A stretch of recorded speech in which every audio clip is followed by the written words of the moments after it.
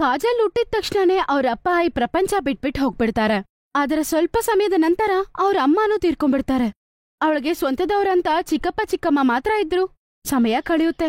ಅವಳ ಚಿಕ್ಕಮ್ಮನ ಮಗಳಾದ ಸುಮನ್ ಜೊತೆ ಇವಳು ಸಹ ಬೆಳೆದು ದೊಡ್ಡವಳಾಗ್ತಾಳೆ. ಕಾಜಲ್ ಮದ್ವೆ ಮಾಡೋದಕ್ಕಿಂತ ಮುಂಚೆ ಸುಮನ್ಗೆ ಮದ್ವೆ ಮಾಡ್ಬೇಕು ಅಂತ ಯೋಚನೆ ಮಾಡ್ತಾರೆ. ಸುಮನ್ ಕಾಜಲ್ಗಿಂತ 2 ವರ್ಷ ಚಿಕ್ಕವಳು, ಆದ್ರೂ ಸಹ ಅವ್ರ ಮಗಳೇ ಆಗ್ತಾಳಲ್ವಾ. ಈ ಚಿಕ್ಕಮ್ಮ ಈ ಗಾದೆನ ನಿಜ ಮಾಡ್ಬಿಡ್ತಾಳೆ. ಚಿಕ್ಕಮ್ಮ ಅವರು ಮೆಹಂದಿ ಹಾಕೋರ್ ಬಂದವ್ರೆ. ಕೇಳ್ರಿ, ಆ ಮೆಹಂದಿ ಹಾಕೋರ್ ಬಂದವ್ರಂತೆ, ಬೇಗ ಬರ್ತೀರಾ? ಇಲ್ಲೇ ಆಚೆ ವೆರಂಡಾಲೆ ಕೂರಿಸ್ತೀನಿ. ಮತ್ತೆ ಎಲ್ಲಾರು ಬರ್ತಾರಲ್ವಾ, ಅಲ್ಲಿದ್ರೆ ಮೆಹಂದಿ ಹಾಕ್ಸ್ಕೊಳ್ಳೋದು ತುಂಬಾ ಸುಲಭ ಆಗತ್ರಿ. ಮತ್ತೆ ಅದು ಮಾತ್ರ ಅಲ್ಲ ರೀ, ಮೆಹಂದಿ ಎಲ್ಲಾರು ಬರೋರ್ ಹಾಕ್ಸ್ಕೋತಾರೆ. ಹಾಕ್ಸ್ಕೊಂಡು ಕೆಲ್ಸ ಮುಗಿಸ್ಕೊಂಡು ಮೆಹಂದಿ ಕೆಲ್ಸ ಮುಗ್ದಿದ ತಕ್ಷಣ ಎಲ್ಲಾರು ಅಲ್ಲಿಂದ ಮಂಟಪಕ್ಕೆ ಹೋಗ್ಬೇಕು.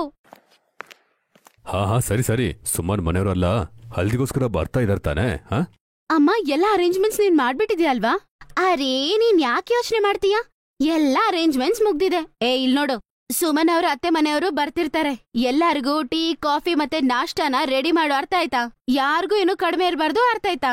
ಆಲ್ರೆಡಿ ನಾನು ಟೀ ಮಾಡ್ತಿದ್ದೀನಿ ಚಿಕ್ಕಮ್ಮ. ಅರೆ ಕಲಾವತಿ, ಇವತ್ತು ಅಥವಾ ನಾಳೆಗಾದ್ರೂ ಅಡಿಗೆ ಮಾಡೋರು ಇಟ್ಕೊಂಡ್ರೆ ಚೆನ್ನಾಗಿರ್ತಿತ್ತು. ಅವಳು ಒಬ್ಬಂಟಿಯಾಗಿ ಎಷ್ಟಂತ ಕೆಲಸ ಮಾಡ್ತಾಳೆ. ಅವಳು ಹಲ್ದಿ ಫಂಕ್ಷನ್ಗೆ ತಯಾರಾಗ್ಬೇಕು ತಾನೆ? ಮತ್ತೆ ಸಂಜೆ ಮದುವೆಗೂ ತಯಾರಾಗ್ಬೇಕು. ಬಾಯ್ ಮುಚ್ಚ್ರಿ. ಅವಳು ಯಾಕೆ ರೆಡಿ ಆಗ್ಬೇಕು? ಅವಳು ಹಿಂಗೇ ಇರ್ಲಿ. ಮನೇಲಿ ಕೆಲ್ಸ ಏನ್ ಕಡಿಮೆ ಇದೆ ಮಹಾರಾಣಿ ರೆಡಿ ಆಗಕ್ಕೆ? ಹೋಗಿ ನಿಮ್ ಕೆಲ್ಸ ಏನಿದೆ ಅದನ್ನ ನೋಡಿ. ಕಾಜಲ್ನ ಚಿಕ್ಕಮ್ಮ ಚಿಕ್ಕಪ್ಪ ಎಲ್ಲಾರು ಮದ್ವೆ ತಯಾರಿ ಮಾಡ್ತಿರ್ತಾರೆ. ಮೆಹಂದಿ ಮತ್ತೆ ಅರ್ಶನಾಡೋದಕ್ಕೆ ಅವರ ವೆರಾಂಡಾ ಫುಲ್ ಆಗಿ ಡೆಕೋರೇಟ್ ಮಾಡಿರ್ತಾರೆ. ಎಲ್ಲರೂ ಫುಲ್ ಬ್ಯುಸಿ ಆಗಿರ್ತಾರೆ. ಫಂಕ್ಷನ್ ಸಹ ತುಂಬಾ ಸಂತೋಷವಾಗಿ ಅವರು ಶುರು ಮಾಡ್ಬಿಡ್ತಾರೆ. ಆಂಟಿ, ಮಮ್ಮಿ ಇದು ಸುಮನ್ಗೆ ಕೊಡ್ಬೇಕು ಅಂತ ಕೊಟ್ಟಿದ್ದಾರೆ, ಕೊಟ್ಬಿಡಿ. ಖಂಡಿತ. ಅಮ್ಮನ್ಗೆ ಹೇಳು, ನಾವೆಲ್ಲರೂ ಕೂಡ ಸಮಯಕ್ಕೆ ಅಲ್ಲಿಗೆ ಬಂದ್ಬಿಡ್ತೀವಿ. ಅಪ್ಪ ಅಮ್ಮಗೆ ಕೂಡ ಹೇಳು, ನೀವೆಲ್ಲರೂ ಕೂಡ ಟೈಮ್ಗೆ ಅಲ್ಲಿಗೆ ಬಂದ್ಬಿಡಿ. ಆಂಟಿ, ಚಿಂತೆ ಮಾಡ್ಕೋಬೇಡಿ, ಸುಮನ್ಗೆ ಮದುವೆ ಮಾಡ್ಕೊಳ್ಳೋದಿಕ್ಕೆ ತುಂಬಾ ಅರ್ಜೆಂಟ್ ಇದೆ. ಹುಡುಗಿರ ಭಾವ ಈ ತರ ಹೇಳಿದ ಕೇಳಿ ಎಲ್ಲರೂ ನಗಕ್ ಶುರು ಮಾಡ್ಬಿಡ್ತಾರೆ.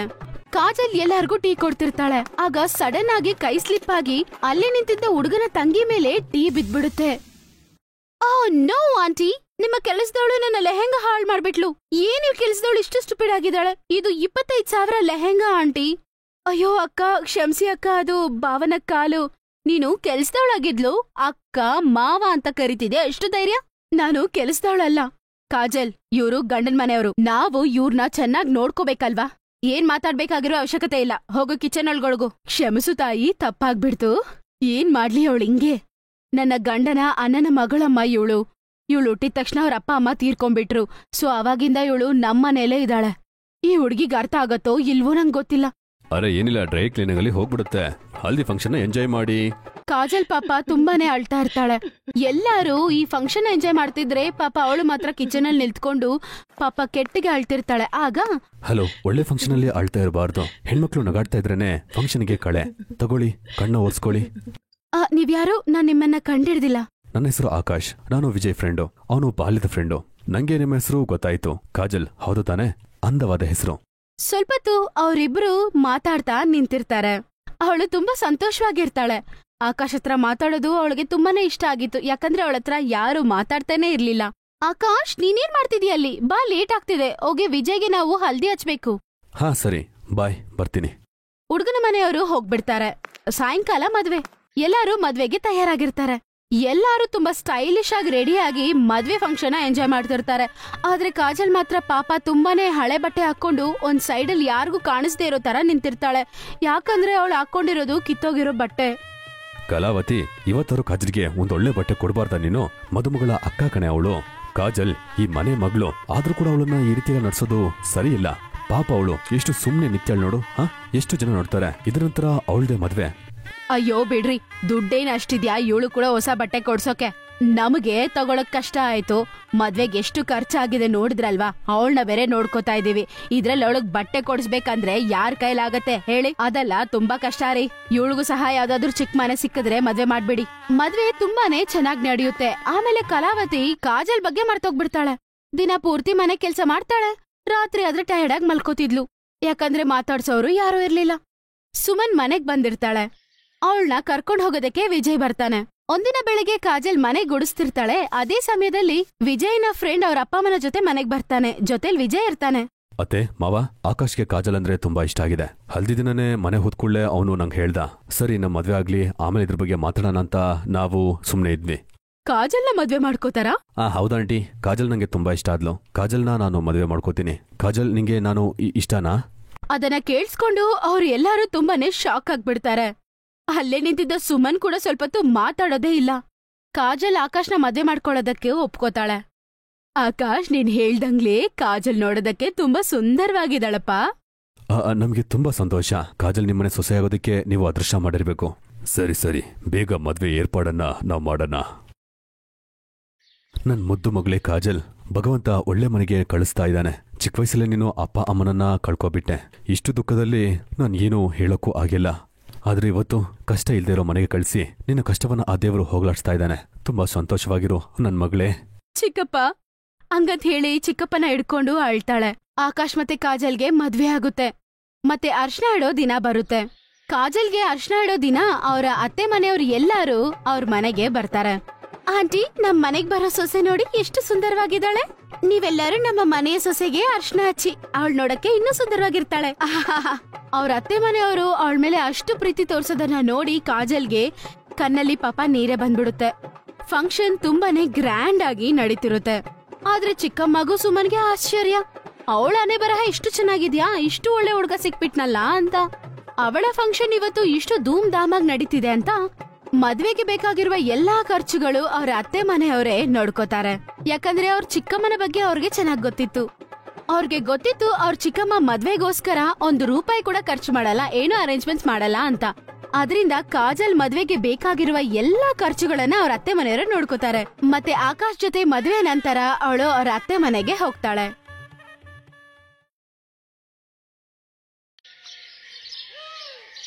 ಮೀರಾ, ಸ್ವಲ್ಪ ಬೇಗ ಹಿಟ್ಟಿಸ್ಕಮ್ಮ. ನಾನು ಬೇಗ ಬೇಗ ಚಪಾತಿ ಮಾಡ್ತೀನಿ. ಇಲ್ಲ ಮಮ್ಮಿ, ನನ್ ಕೈಲ ಆಗಲ್ಲ. ನಾನ್ ನೋಡು ಮೆಹಂದಿ ಹಾಕೊಂಡಿದೀನಿ.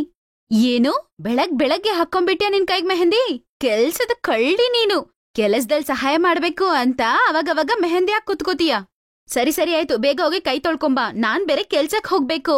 ಅಮ್ಮ, ಇವತ್ತೊಂದಿನ ಮಾಡಮ್ಮ. ನೋಡಮ್ಮ, ಎಷ್ಟು ಕಷ್ಟಪಟ್ಟು ಎಷ್ಟ್ ಚೆನ್ನಾಗ್ ಡಿಸೈನ್ ಹಾಕಿದೀನಿ ನಾನು. ಮೀರನ ಮೆಹಂದಿ ಮೇಲೆ ಅವಳ ದೃಷ್ಟಿ ಬಿತ್ತೋ ಇಲ್ವೋ, ಅವಳ ಕೋಪ ಓಟ ಹೋಗ್ಬಿಡ್ತು. ಅವಳು ಮೀರಾ ಹತ್ರ ಹೇಗಂತಾಳೆ, ಅರೇ ಮೀರಾ, ಎಷ್ಟು ಚೆನ್ನಾಗ್ ಡಿಸೈನ್ ಮಾಡಿದ್ಯಾ.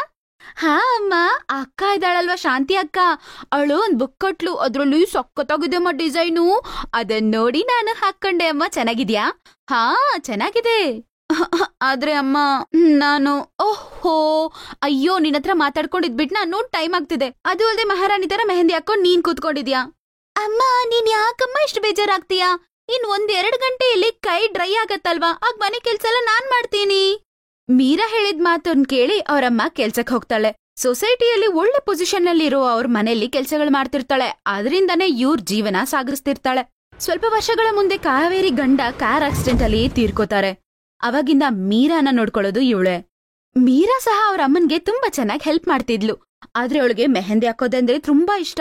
ಅದಕ್ಕೆ ಮನೆಯಲ್ಲೇ 1-2 ಮೆಹಂದಿ ಗಿಡ ಇಟ್ಕೊಂಡಿದ್ಲು. ಅವಳು ಅದನ್ನ ತುಂಬಾ ಚೆನ್ನಾಗಿ ನೋಡ್ಕೋತಿದ್ಲು. ಅದ್ರಿಂದ ಎಲೆಗಳನ್ನ ಕಿತ್ಕೊಂಡು ಮೆಹಂದಿನ ತಯಾರಿ ಮಾಡಿ ಅವಳ ಕೈಗೆ ಹಾಕೊಳ್ಳೋದಕ್ಕೆ ಯಾವಾಗ್ಲೂ ರೆಡಿ ಮಾಡ್ಕೋತಾ ಇರ್ತಿದ್ಲು. ಮೀರಾ, ಈ ಜಾಗದಲ್ಲಿ ಸ್ವಲ್ಪ ಏನಾದ್ರೂ ವ್ಯವಸಾಯ ಮಾಡೋಣ ಅಂತಿದೀನಿ. ಈ ಮೆಹಂದಿಯಿಂದ ನಮ್ಗೇನು ದುಡ್ಡಷ್ಟು ಬರೋದಿಲ್ಲ ಅಲ್ವಾ? ವ್ಯವಸಾಯ ಮಾಡಿದ್ರೆ ಸ್ವಲ್ಪ ದುಡ್ಡಾದ್ರೂ ಬರುತ್ತೆ. ಬೇಡಮ್ಮ, ನನ್ ಮೆಹಂದಿ ಗಿಡದ ಮೇಲೆ ನೀನು ಕೈ ಇಡ್ಬೇಡ ನೋಡು. ಮತ್ತೆ ಟೌನ್ ಇಂದ ತಗೋಬೇಕಂದ್ರೂ ನಮ್ಮ ಹತ್ರ ದುಡ್ಡಿಲ್ಲ ಅಮ್ಮ. ಇದನ್ನಾದ್ರೂ ಬಿಡಮ್ಮ. ಹಂಗಂತ ಹೇಳ್ತಿರುವಾಗ್ಲೇ ಕಣ್ಣಲ್ಲಿ ನೀರ್ ಬೇರೆ ಬರುತ್ತೆ. ಅದನ್ ನೋಡಿ ಕಾವೇರಿ ತಲೆ ಮೇಲೆ ಕೈ ಇಟ್ಟು, ಮಗು, ನನಗ್ ಗೊತ್ತು ತಾಯಿ, ನಿಂಗೆ ಮೆಹಂದಿ ಅಂದ್ರೆ ತುಂಬಾ ಇಷ್ಟ. ಆದ್ರೆ ನಮ್ಮ ಪರಿಸ್ಥಿತಿ ನಿನ್ಗೆ ಗೊತ್ತಿದೆ ಅಲ್ವಾ, ನಾನೆಷ್ಟು ಕಷ್ಟಪಟ್ಟು. ಅಮ್ಮ, ನನಗೆಲ್ಲ ಗೊತ್ತಮ್ಮ. ಹೋಗಮ್ಮ, ನಿನ್ಗೇನ್ ಬೇಕೋ ಮಾಡ್ಕೊ ಹೋಗು. ಹಂಗೇಳ್ಬಿಟ್ಟು ಮೀರಾ ಅಳ್ತಾ ಅಲ್ಲಿಂದ ಹೋಗ್ಬಿಡ್ತಾಳೆ.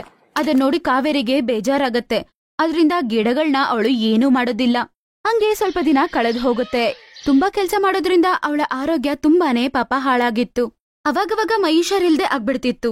ಆಗ ಮೀರಾ ಅಂತಾಳೆ, ಅಮ್ಮ, ನೀವ್ ಮನೇಲಿ ಇರಿ ಅಮ್ಮ. ರಾತ್ರಿ ಎಲ್ಲ ನೀವು ನಿದ್ದೆನೇ ಮಾಡಿಲ್ಲ. ನಾನ್ ಕೆಲ್ಸಕ್ ಹೋಗ್ತೀನಿ.